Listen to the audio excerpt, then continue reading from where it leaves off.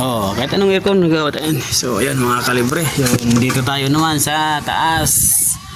So, gawa tayong Samsung dito. So, pinalinis lang ni Sir. So, nagkamali. Tinanggal yung mga communication, nagkamali. So, kaya nag C420 to. So, ayan. Palit tayo ng relay. Bumigay yung relay. So, ayan. Titingnan natin to kung gagana. So, ayan Sir. Ayan itong sa taas. Ayan, service namin sa Samsung to. Samsung. Naka-vlog na yun. So, mga kalibre So, nauna natin yan. Kaya testing natin. Palit lang kami ng relay. So, ayan, nagko-communicate na. Anong namin to, pinuntahan namin dito. Wala siyang power. Umiilaw lang pula tapos mawala. So, chinek na rin natin yung communication dyan. So, okay na. Naka number 18 na. So, palit tayo ng relay. Pero na problema yung relay dito sa secondary. Ayan. Ayan yung relay. C420 to. C420 to yan. So, malawak yung C420 to, mga kalibre. Mga aero ng C420 to.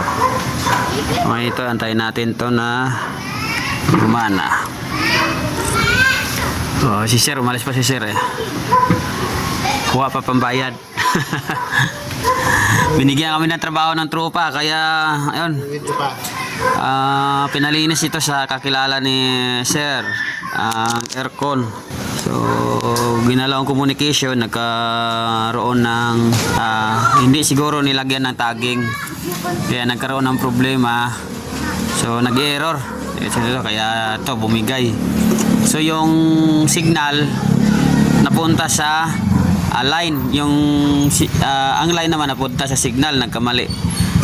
Hindi kasi sila nagtagging, royal cord kasi to. Tapos itong connection, kulay yellow dito sa kulang yellow dito sa outdoor, doon sa indoor kulay white yan. Tingnan natin i-zoom natin. Yan kulay white yan na wire. Kaya mayroon yan dito dinugtungan sa communication.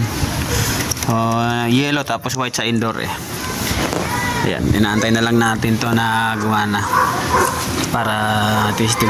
So, nilinis to ng tropa. Papalinis sana din yan ng mga media na yun So, umatras. Maghanap ng bagong maglilinis. Yan, antay natin. Shout out, madam! Madam! Shout out! Si madam, mag-aantay. So, ayan. Yung blink na yan, ibig sabihin, red standby, yellow, blinking. Ibig sabihin, nagko-communicate na yan ng indoor kag outdoor. So, try na lang natin antayin kung gagana siya. Samsung to na 1.5. Ito yung niya Ito yung model niya 13R. Tapos ang refrigerant niya ay R32 na siya. So nasa maximum ng 1,350 watts. Medyo maganda ba? Medyo bago pa to. Isipan motor pala to Ayan Isipan motor, may kapasitor siya. So yan, gumana na running na. Yan, gumana na rin yung compressor. Yan, running na. Okay. Pagbalik ni Sir, saya na to si Sir kasi napakainit talaga dito ang kwarto nila Kulog siya tapos parang attic yan ang bubong Berang liit lang. Kaya pagpasok namin kahit alas 4 napakainit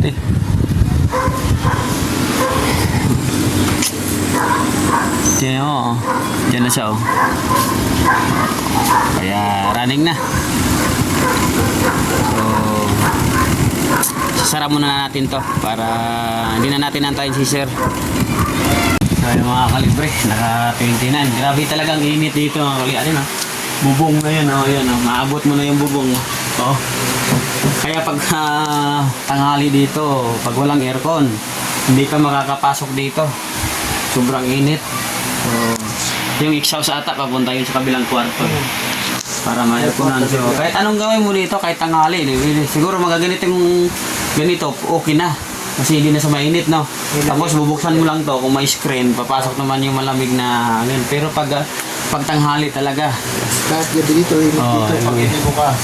So ito, dapat ito hindi ito advisable na isaksak kasi may breaker naman. Dapat didiretso na lang itong breaker. Ayan o. Naglulos kasi yan, boss, no? Naglulos to.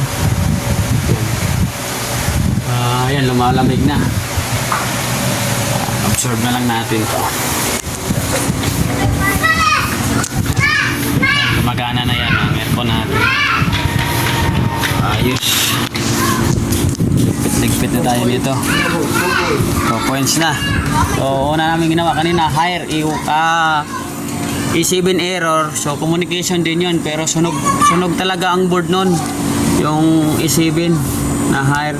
Yung dahilan nun sa sensor, nag-short ang sensor galing sa pipe. So, natamaan yung board. Ang sensor natin, ang supply kasi niyan 5 volts. So, yung 5 volts nagkaroon ng shorted. Kaya, buti hindi nadama yung system IC. Kaya nagawa natin. Ngayon ito. Running na yung running na yan. Kaya bukas pupunta kami ng Bulacan. May tutor na kami. Training kami bukas sa Bulacan. Bulacan ang training namin eh. 2 days training namin. Kaya mga taga Bulacan dyan, ganda na kayo. Kung matuto kayo ng electronics, sasakit na talaga ang ulo nyo. Morning mga kalibre. Nandito tayo ngayon sa Laguna. Nag-service tayo ng higher E7 error. So modelo to.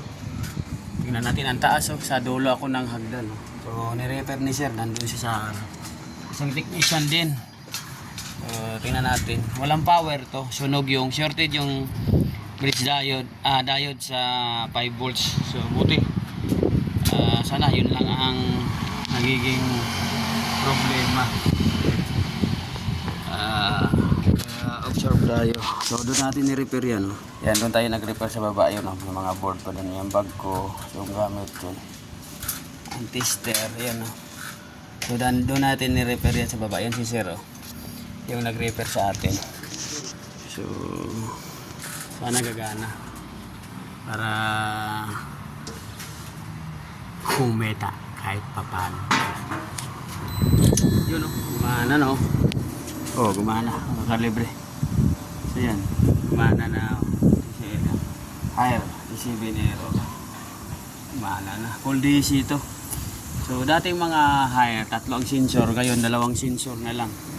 So yan. Observe na lang tayo. Napakainit ito. Simula umaga hanggang maghapon daw. Sobrang init. Kaya siguro over na rin tong aircon pag ginagamit ng tanghali. Kaya sobrang init. Mainit na yung panahon, nainitan pa yung outdoor. So doble-doble kaya nag-high pressure yung parts, puro sunog. So yeah, observe na lang tayo. Nalalamig naman. So ayos, sasara na lang natin.